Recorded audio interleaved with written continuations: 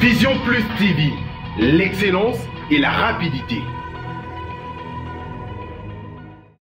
Voilà, merci beaucoup fidèles les amis internautes de 3W Vision Plus Télévision. Merci pour votre aimable attention et puis fidélité que vous nous donnez à vous informer à temps réel. Merci à Olivier Vicou, le caméraman puissant, pourquoi pas. À Bella Dinganga, maman sociale, la patronne depuis Londres. Là, je vois maman Pasteur Titi la source, pourquoi pas. À maman Pasteur Abbé, maman na Alisson, Sali Bersimona et pas à Jackson Mangala. Merci à les Bing Di Soumir à Moellon depuis Paris, mon apôtre solo. Merci à Champion Bayoka, ancien. Donc, bon, les mbaté parce que les arts spéciaux de dédicace, la femme de l'année, c'est pas mauvais, supposé un besoin de boire kayo. Mon numéro est là, comme là inbox, comme d'habitude. Merci à Raphaël Waloukan comme mon chef, mon coordonnateur. Merci Nabilo Nyonso Oyo, bon message na kopé sabiso. Confiance poto informa cabino eza ngai servante Nabino Josephat Mwanza. La fabuleuse de la presse, comme je l'ai dit toujours. Une fois de plus, bonsoir, bonsoir. Ils ont dépendre na ROYO, Bozon Nabiso, Nabadak Nabino. Comme d'habitude, Boebi Binomoko, actualité OESA, Mikolo, na RDC, na République démocratique du Congo, vous voyez. Bakinois et Belé, Bazo Sala Choua na Bango, Oyo, Akozala, Molobel na Bango, Tope Oako, Kokumbela, Ekolo, Nabiso Congo, voilà. Il y a un cadre pour informer bino tout ça qui descend sur terrain pour prendre quelques points de vie. Il y a Batou, Oyo, Bazan a besoin, au Basali choix entre les présidents Fativite, hein, Félix Tshisekedi Tshilombo, et puis le président Martin Fayoul, hein, donc population, Basala choix, Nani Balingi, Azala futur président de la République, Nani Balingi, Azala, Mokambina Bisonamboka, il y a un autre qui est sur terrain. Qu'on doit prendre des vies, il y a quelques Quinois. Dans la ville province à Kinshasa, tu as tout le monde indéco, à Télémi, donc tu as vraiment. Dans la résidence, tu as Mbotendeko. Oui, bonjour. Bon dimanche à toi. Merci. Ok, maman, papa, oyebi déjà yomo tout ça, dans la période électorale, où est-ce que nous sommes libres, il y a que ça là, soit il y a président, ou à désiré que ça là, président Yamboka un jour. Entre les présidents Vital et le président Félix Tshisekedi Tshilombo et le président Martin Fayoul, soit nous sali dans l'opposition, soit nous sala entre les deux présidents. Oui, ton point de vue et puis n'a pas argument. Soit on a sali pour nous choisir mutonga na sepelagi. D'abord on a acte na monaki à salaki à malamu banda carrière nae.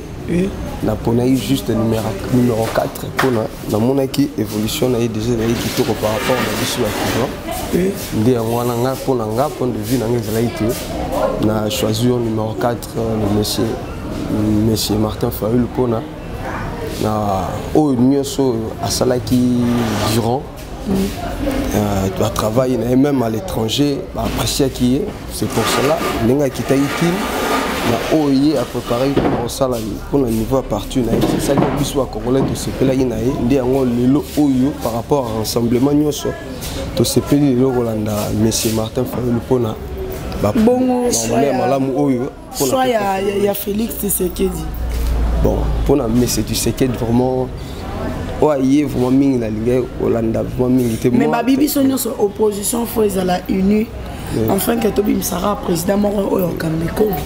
Bon, on appelle ça problème. Dans les préférences, ils ont qui non congolais n'y sont tous à la bomoko. Mais par rapport à Moutou na kati opposition lingai ko pona nzela na mais au plus lingai ko landa droit chemin selon peuple congolais lingaki des bateaux biso le sepela qui to tambola na bango et longo des bateaux biso le sepela na bango le roi mesena biso Martin Fayoul automoni azana pembeni awa na venu ngai même enseignement c'est ça qu'on lui a apprécié par rapport à le lengue azali nde tobi non to voter numéro 4 pour respecter moi ma norme et ma congolais. Merci beaucoup. Merci. Mbote mwana mboka. Mbote merci mingi. Ok, mwana mboka tu yebi que oza congolais et surtout que oza pékinois. Oh biso nyonso tout toyebi toza na période ya dans une période électorale pour le bien. Au biso nous tout que entre autres na opposition na biso na accord et à Nairobi babimisaki président Félix Tshilombo comme président et candidat unique en opposition et puis dans la Mouka na accord il y a Genève babimisaki président Martin Fayulu comme candidat unique autosakos ya ngambi ya opposition entre bango mibale swani no koki ko sala et puis soko sali choix wana ba argument ni no ko pousser biso pourquoi est-ce que au sal ka choix wana bon ngai na ko sala choix na ngamoko pona président Martin Fayulu pour moi na mboka lelo o tozomo na mboka tozali na souffrance tozali na kokemba ba jeune lelo o presque tozali na pasi mingi tozolinga ko voter mwana mboka oyo akoyela biso bolamu na mboka mwana mboka oyo akobongisa biso na mboka mwana mboka oyo akolongola mabe oyo ezolinga évoluer na kati ya mboka comme ça ndete zolinga toponya président Fayulu Martin amema biso pe nanu lokola bango bamemaka bango pe bazwaka ta komema président pe Fayulu Martin batika nanu ta amema biso totala nanu oyo akoki komemela biso liboso oyo akoki koyela biso na mboka na biso liboso yango monike mboka nyonso tout pays nyonso tout tozaka kapona président Fayulu Martin souci na biso ezali Congolais azala kitoko, Congolais a vivre kitoko, Congolais a sepela kitoko. Tozana soucité que Congolais azala na ignorance. Le lo tozo mona mingi na mboko zo mona jeune kuluna l'équipe parce que misala ezati. Tozo bunda a zo mona banda tongo tipo comme tozo luka 50 fois ya kolia lipa. Bon lelo o bino ba konti wa likolo.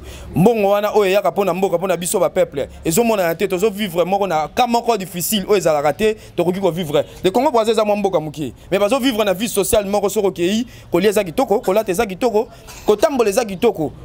Pona nini eza esengo oyo ya peuple aponi président andimi pona peuple na ye biso nde to pesa ka pouvoir na kati na yo président siko biso ba peuple to pesa ko pouvoir tozo vivre bien te ba condition difficile ba condition moko ezala raté to kondima tsu ndenge nini ke bo vandaka to nyoka marate turo to boyi toza na posa ko loba mingi te po toza na bakanda soki to bito loba mingi to ko lobebele po toza ba na mboka toza ba kino to fait to botam na Kishasa to ko na Kishasa mais lelo oh to ko motika Kishasa pona nini vie na Kishasa ya normal ezati to ko mo se trouver na ba mboka moko to kana raté ils ont raté. Tout ça pour ça, on a soumis biso, tout ça, souci à président Fayulu Martin. Président Fayulu a marqué comme une histoire parce que quand on a un coin belé, il y a ville professeur Kinshasa, toujours quand on a non. Cette fois-ci, il faut trouver sa chance na mutu oyo à travailler dans le gouvernement OET.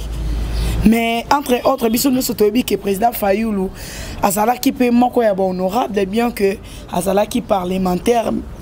Mais je sais. Bon, ce qui te zone dima, tu voté président Fayulu Martin. Oui.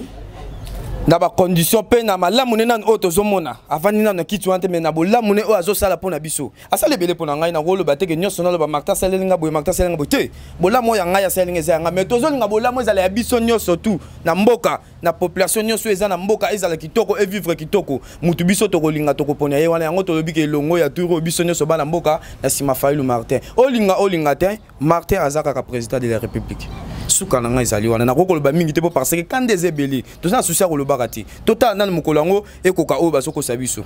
Voilà, merci beaucoup fidèles amis internautes, comme je vous ai annoncé l'autre fois et comme je venais de vous annoncer pardon que tous autres musa micro na biso par rapport ya choix ya peuple congolais nani alingi azala futur président na biso en la mboka na biso o akoki ko gérer biso comme il faut ndenge o biso nyonso tozo désirer. Voilà na cadre ya micro baladière na biso totambusi micro toye et pas un décoro. Bonjour, bon dimanche. Bonjour, bon dimanche madame.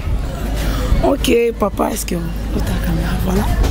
Merci beaucoup entre le choix de Martin Fayulu, Félix Tshisekedi et Shadari, je sais pas. Choix na yoni no ko sala nani o ko ki ko pona un jour azala futur président na biso. Bon, par exemple, premièrement, j'aimerais que banana par Koloba ceci tous les chances biso sur yo ka projet de société ba différents candidats et les favoris on a mis ça totangeli biso monsieur Shadari, monsieur Tshisekedi et monsieur Fayulu. Bon, sur le plan projet en tout cas, bah, projet d'abord on a félicité, bah, ils ont des projets quand même où ils ont vraiment une innovation pour Nambo Canabiso par rapport à ce qui s'est passé dans les années précédentes. Donc voilà, vraiment, nous sommes très satisfaits sur ce point-là. Mais il y a aussi un problème qu'il ne faudrait pas oublier, c'est que nous avons, personnellement, nous avons encore des doutes sur le plan, il y a réalisation concrète, il y a projet. parce que c'est la première expérience électorale, c'est la troisième expérience. Donc généralement, le projet à la Rakito commun, il y a des problèmes côté réalisation, n'est-ce pas? Donc alors c'est peut-être à ce niveau-là que nous avons des difficultés, il y a tel ou tel candidat a la meilleure personne pour nous. Mais dis-moi, ce qui est important, c'est que tous les peuples congolais, que changement et salement, changement de la part de la population par rapport à voix au européen, ça, les prochains dirigeants, et aussi changement par rapport à la façon de gérer Mboka pour les 5 prochaines années. Alors, de ce point-là, si je dois voter pour M. Chadari, ça sera peut-être parce qu'il promet l'émergence, il promet de mettre fin à la corruption, il promet finalement de respecter la Constitution, parce que c'est un droit qu'on avait depuis tous ces temps. Scolarité primaire, il fallait à la gratuite dans l'école primaire. Bon, une première fois, il va respecter cette part de la Constitution, parce que ce n'est pas une innovation, c'est déjà écrit dans la Constitution, mais elle a respecté. Et aussi, il promet de faciliter les études dans le niveau supérieur, d'améliorer les conditions sociales à travers, parce qu'il va redonner la dignité au peuple congolais. Donc c'est une promesse de campagne, j'espère bien qu'il va le faire. Si je devrais voter pour Papa Tshisekedi, premièrement c'est parce que c'est un parti progressiste, pour le progrès social, lutter pour le peuple. Depuis la création d'un parti, c'est que le peuple congolais doit jouir, comme ils ont écrit dans la Constitution bien sûr, il faut jouir de la richesse en Mboka. Tous les Congolais ont le droit de jouir de la richesse, de la revenu, il y a Mboka Nabiso. Premièrement c'est ça, et puis deuxièmement, c'est par rapport au fait que Baza parti mort depuis longtemps décrit qu'il y a forme il y a corruption, il y a mauvaise gestion et puis il y a problème de démocratie dans Mboka Nabiso. Alors on espère bien que ceux qui Tshisekedi devenir président demain, qu'il va réellement mettre en place une politique Oyo et permettre au pays Nabiso de mettre fin à la corruption, démocratie et s'enraciner sous Makassi. Et puis surtout, ce sera une victoire pour la démocratie vu que c'est un parti qui a longtemps lutté pour la retour à la démocratie dans Mboka Nabiso avec l'époque de Mobutu ou la démocratie qui est. Et bon, M. Fayoulou, c'est peut-être les candidats pour lesquels je manifeste un peu d'inquiétude parce qu'il a un très bon projet de société. Je dirais même que c'est le projet de société les mieux conçus. Pourquoi les mieux conçus? Parce que c'est le projet où on a la monnaie, ils ont des détails les plus précis sur la répartition, tout orientation et la part sur le budget. Donc c'est tellement bien précisé qu'on sait que telle part est pour tel département ministériel et puis pour tel projet. C'est vraiment les meilleurs projets, moi je dirais. Sur le plan, il y a configuration et il y a conception. Maintenant, ce que moi je reproche personnellement à M. Fayoulou, c'est que nous devons être réalistes. Les gens sont morts en 2016, les gens sont morts en 2017, c'était pour réclamer les élections, n'est-ce pas? Je me rappelle une fois, j'ai suivi les pères de la Senko, ils ont dit ceci. Certes, nous ne pouvons pas avoir le parfait actuellement, c'est un fait. Mais du moins, il faut admettre il faut qu'on dise où est réalisable. Ce qu'on peut avoir, c'est mieux que le parfait. L'idéal a toujours existé, mais ce n'est pas obligatoire, il faut atteindre l'idéal. Donc peut-être qu'on ne pourra pas avoir les meilleures élections, peut-être qu'on ne pourra pas avoir le meilleur candidat prochainement président. Mais dis-moi une chose est sûre, c'est qu'on doit avoir des élections et puis on doit permettre au peuple congolais de pouvoir se choisir ses prochains dirigeants, notamment son prochain président. Ça serait une première alternance politique au niveau des sommets de l'État, donc ça serait une première pour l'histoire de notre pays depuis son existence.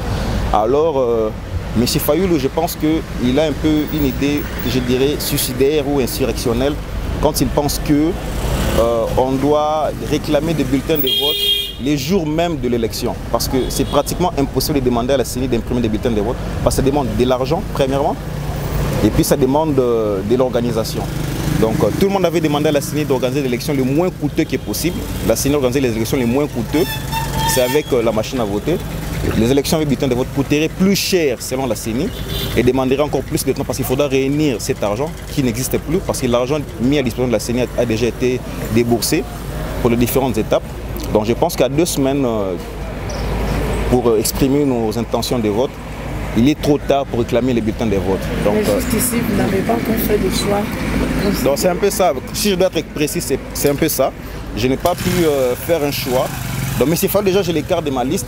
Il a un bon projet, mais il ne me demande pas de voter. Alors je ne sais pas voter pour quelqu'un qui ne me demande pas de voter, parce que réclamer un bulletin de vote le 23 décembre, c'est irréfléchi. qu'il m'excuse vraiment pour les termes, parce qu'on ne pourra pas avoir des bulletins de vote le 23 décembre. Donc, soit on vote avec, et puis on pourra réclamer les résultats par après. Il y a la Cour constitutionnelle, donc il y a beaucoup de voix pour faire parler sa voix, pour dire que non, je ne suis pas convaincu de ce résultat. N'est-ce pas? Mais de ma part, si je dois avoir un penchant, c'est plus entre M. Tshisekedi et M. Chadari, vu que ce sont les seules personnes qui nous demandent au moins de voter et qui ont des projets de société peut-être pas mieux construits que celui de M. Fayoulou, mais du moins, il nous donne la possibilité de pouvoir voter le 23 décembre. Merci beaucoup. Voilà, merci beaucoup, très chers amis internautes. Dans le cadre de Kota Moussa Micro, soit les Congolais, entre les 3 candidats à la présidentielle. Parce que on débat plus à la page par rapport aux autres candidats à la présidentielle. Bonjour papa. Bonjour. Apparemment, position tout le monde a tué déjà des l'UNC. Parce que tout le monde a la présence, il y a Docteur Sele Yemba entre Vital Kamerhe et non Félix Tshisekedi Tshilombo, le président Fayoulou et le président Chadar. Soit na yo okyo salanini on a na okyo kambabiso un jour. Bon pour la nation na ngai za Félix Tshisekedi. Félix Tshisekedi. Ouais. Pourquoi? Parce que na moment où tozali za moment où mutu aoki ko komema biso na évolution ou bien une situation de conquérir le pays, une initiative là par rapport à nous. Moi, na sali choix ya Félix Tshisekedi parce que ton luka candidat commun. Un candidat commun wana yango biso a choix na chose pour Félix Tshisekedi par rapport à Martin Fayoulou parce que Martin Fayoulou na ba corps oyo ba kendaki ko trouver na Genève tout le monde qui a le rôle de tricage. Parce que biso to baki ya mutu oleka ezaki soit Vital Kamerhe ben Félix Tshisekedi. Apparemment to vanda buto mona ki candidat oyo ko bima ezali Martin Fayoulou. Bon, yango elekela biso yango to ki na base biso to base to tsaki pression parce que les deux présidents na biso wana bazo ba récupérer la signature na bango. Comprendre. Par rapport à wana ceux qui a toujours soutenir Martin Fayoulou. Martin Fayoulou na minute de toza boye ba machine à voter wana toane ko boye yango tondo ndima ngote et par rapport à président na biso Félix Tshisekedi dabani tondi ma machine à voter wana parce que aider biso na élection wana le rôle bata majorité ba rozala na makoki ya rosa c'est élection parce que machine à voter na za mukie so comprend eza mukie tout me bon si le 23 so ba organiser élection té wana to kende na transition sans Kabila. Ceux qui ont besoin de machine à voter, tant que comme les 23 décision ou bien conclusion ils ont amité, c'est que M. Kabila Rolinga atikala. M. Kabila Rolinga atikala pour amener biso na transition. Ce qui atikali amener en transition, c'est que Rolinga bim azonga Moïse azonga ceux qui bazu ba poste, c'est que ba changer loi, c'est que ya otikala raka. Aussi aux télémédias qui est un ministre au Martin Fayoulou a dit ma machine à voter. Ce qu'on dit machine à voter jusqu'à le 23 pour organiser l'élection. Mais machine à voter on dit entre temps président Séni a organisé une réunion extraordinaire parce que ma machine à voter jusqu'ici c'est insuffisant. Ouais. La réunion est une stratégie qui est pour pousser Martin Fayoulou à boire la machine à voter. C'est ce moment où si il y a une machine à voter, c'est propagande ni na sala.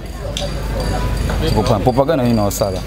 Et ça qui a idée oyo Félix na Vital Kamerhe bazara kinango yepé ayarara tous à la même idée wana. Tondi ma machine à voter jusqu'à le 23 pour élection et salima. Ceux qui élection et salamité wana to la transition sans Kabila mais comme si Martin Fayoulou a tout yango kaka. Surtout comme le 23, il y a aussi par rapport à Bango, il y a une stratégie, une machine à voter. Balobani. Il est comme gagner toujours moyen de organiser l'élection, mais toujours organiser l'élection, l'élection. C'est que Kabila, la transition, a libre de changer la loi. La beauté, moi la beauté, maman. Voilà, étant que peuple congolais, au besoin nous avons besoin de changement en Mboka. Tout ça, l'idée sont sur le terrain. On a un point de vue à mon par rapport il y a choix, il y a futur président. Voilà kokamba biso na mboka na biso après le 23 décembre. Choix na yo ezanani entre Vital Kamerhe et entre Félix Tshisekedi, le président Fayoulou et puis le président Chadari. Bon, parmi les trois Oyo cités, na kolo bake naza na choix na formaté na bango misatu. Pourquoi? Ce qui n'a bien appelé ça moi ba projection en Gamoko concernant les trois candidats wana. C'est que non na roba nana na mutaliboso na Chadari. Hein? Chadari so la ni ba na la ni ba discours ne mwandam. Ablo azoloba et on continue dans la vision ya azizaka loi que non a continuer la vision oh Joseph assisa qui pensa comme tel ba promettre que ba belé ba réalisant comme tel penate que tout ça là pour lutter contre blo presque belé ba loba ah soit vie sociale chômage ba belé ba tira ça là pour na vraiment ngai ma personnellement voter na Chadari na clair na voter Chadari et na permettre écoute tu n'as pas savoir na pas Chadari. Bon, parmi les deux Batikali Félix na Fayoulou plutôt plus na mona comme si bambreme zali ambreme za makasi Félix Koto opposant et puis na ni Fayoulou opposant parce qu'on a bango somi balana ba wela nan to voter suna mi kena pesa chance na Fayoulou surtout sur le plan politique na carrière politique Fayoulou Azan à moi avantage par rapport à Félix. Pour Félix, ça ne pas même 2 ans dans la carrière politique. Azan une expérience pensée. Malgré ceci, que non, à lutter contre corruption, contre moi, Maramou Belé, ils ont marché dans le monde. À côté de moi, lumière, mon robot. Mais lumière, il faut collaborer dans le bateau, Bazar à moi avantage plus que au bazar un peu dans moi éclairage, il y a ma politique. Depuis que non, aventurer basé Belé. Et Belé, qui va promettre Ibiso et Simba dans le côté, qui n'a pas de bayaka pour embrouiller Abisora. Azan a idée bien, mais il faut que s'associer entre Bamona Fayoulou, marcher, la majorité comme Chadari bazana susuko bakaboni entre bango moi te que place wana tanga pena personnellement na mona ngani utoloba tant singa les trois na ngana voter na moi na voter nani na moi te na voter nani pour bango sona bi que na voter Chadari et que Chadari ya seulement bien mais par rapport il y a 2 cas no lobby Félix et puis na Fayoulou Fayoulou a lobby tokokende élection te na machine à voter. Félix a lobby tokokende na machine à voter parce que soto bo machine à voter les le droit to bo élection to pe sa privilège na président Kabila. Ozo génie par rapport il y a contradiction il y a un mot entre eux. Bon, pour être clair, na place wana na ko sala mo rétrospective ndam na oyo Bemba Lobaka yabi que non machine à voter machine à voter ceux qui te voter nango to perdre coûte que coûte Chadari a obimanaï to perdre dans l'élection parce que tu as pour ça régime accablé et long tu as pour ça régime accablé ça ni écouer coûte que coûte mais quand tu as une corneille dans albini machine à voter mais machine à aider juste to imprimer ba vote to imprimer ba vote tout ça la vote électronique té que na yena voter à partir il y a internet na voter vote électronique d'une manière que non na yena papier na na côté na machine na poni candidat na ngai candidat présidentiel député provincial national et sili imprimé na moni que non yango na kina côté na kata ir na place tout na bon mais surtout total isko que non token élection sans machine tout token élection et sans machine to peut token élection tout ça sans machine ou machine est là bon entre les deux cas on a souhaité l'idée à Félix ça idée moi bien pour tout même maman clair soit machine soit des athées token na élection tous les 23 si seulement si que non élection est là pour moi ce pays est là trouver ba place faille est là mais sur le rumeur peine les eaux circuler que noté Jean est là on les reste à vérifier d'accord mbote maman moi mboka to bibiso nyonso toza en pleine période de campagne électorale entre autres que ba baza ba candidat à la présidentielle o bazo sala rage mingi na mboka na biso to yebi mingi ba komo zo tangama le président Chilombo, président Fayulu et puis na président Chadari na bango nyonso 3 soki lelo sengo sala shona na ko kamba biso soko sala choix ya moko poko poni choix. Ok, matondo mingi mama journaliste mutuna na yo ezokolakisa ngai bato misato oyo baza ko miche na ponangai na kati na bato banso misato uti koloba ngai naza na motu moko yango kombo na ye Félix Tshisekedi Tshilombo. Bato basusu yo tangi kombo na yebi bango te natikali pe komona ata bilongo bya bango te kaka lobi onde na moni bakomo tia babitando ike na balabala bipa binso baza ko tia ngai songolo pakala ngai pakala mais Félix wa otangi kombo na yebi ye makas soko yebsinga ata adresse na yebi yango na ko yebso polele ke ngai na bantu basato wana mutu lokola wo lobi wo soki falulu wana parti na ye yebani te ezalaka ya mwasi na ye na bana na ye mais mutu lokola bongo toya kopesa ngumba mobimba enfin topesa ekolo monene lokola Kongo oyo ke akamba akokamba ndenge nini ayebani te toyebaki ye pekala lokola politicien abandaki komiti ya moke na makambo esalamaki ya rassemblement nde tobandaki koyoka o ndeko Fayulu Shadari wana tozo koloba wana Shadari mais eza pasi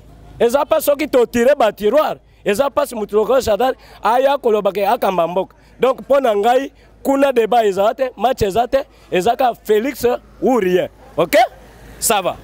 Et puis nazo profiter le bakoli na bisa kino nyonso congolais nyonso ata la bateau mibale esprit na bango mutu Félix Tshilombo Tshisekedi na Kamere Vital Wakaningiti ozo bato bazana bolingo ekolo bato basusu ozo mona Fayulu ayeko kangama na bango wana o babema gombo bakatumbi bato ba non validé ata yo moko soki mayele eza ebele te yo kene kokangama na ba non validé eza passe ezolakisa ke connaissance ya nyonso wana eza zéro.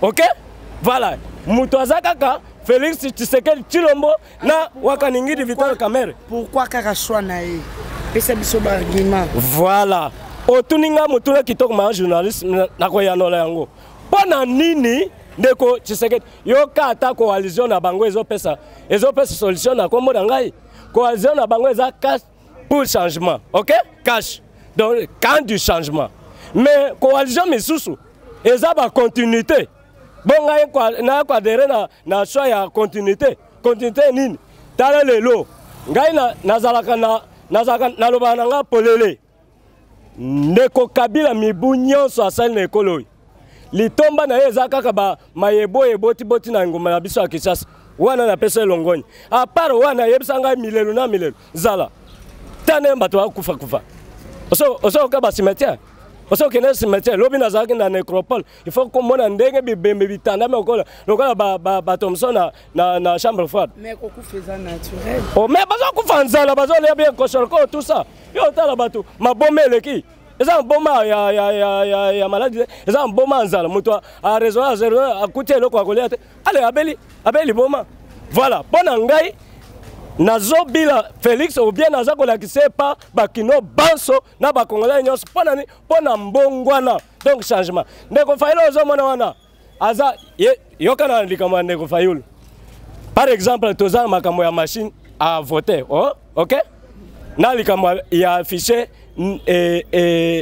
électoral bandeko banso tango basanganaki awa balobaki ke biso tokoki koboya machine à voter parce que na mboka na biso toza ba indigène toza pe ba primitif tokoki kosalela machine à voter te parce que eza électronique toza courant insuffisant na ba bisika misusu yango wana tokoki kosalela machine te voilà kaka bango moko bayi politique mutu lokola Félix Tshisekedi Tshilombo na Wakaningiti Vital bamoneke soki totingami likambo ya koboya machine topesa libaku ya eloko tobenga na français ke glissement technique bakosenga glissement technique oyo ekopesa ndingisa na ndeko Kabila asa suki na manda na ye manda oyo kutu aza nango eza accord ya Saint Sylvestre à cause de souffle les sous il y a 6 mois 6 mois fois 2 égale une année mobimba ozamona yango balobaki te tondi ma machine yango mais l'air bandimi mwana mboka nanga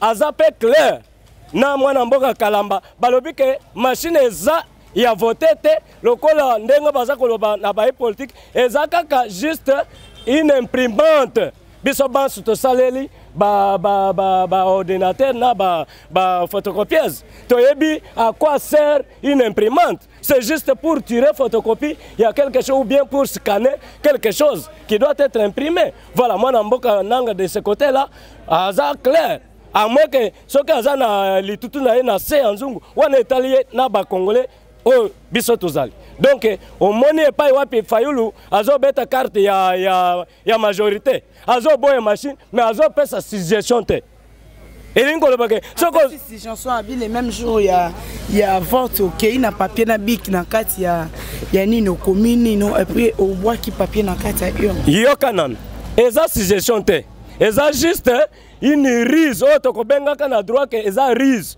yebisanga ikaka na mbalakata mokolo mwa maponam yo ya ko kende o en fait yo ka idée na epo yeba keza rise azo jouer carte ya majorité soki Fayulu ayebi kaka mokolo wana ya vote wana okuti machine o komina bik mais balobi ke machine ngo soki o appuyer nano musapi na yo na elongi ya moto ozopona te na machine ekobimisa fichier siko iye akokende kosala machine c'est juste un menteur azo sala carte ya Shadari moto nyoso yo kino nyoso zako yo kangai yo congolais nyoso bipa nyoso zali o diaspora poto kuna bande na boyebi makambo to salaki na bino kuna ngai na kitiki sasa poto yako yebisa bakino na bakino ke topono be Félix Tshisekedi Tshilombo mwana mboko poete mbongwana ekota na mboko eza ba biloko Falulu so na ba Fidali so Fidalo botala yango te bandeko bana batata ba bandeko bino banso ka Félix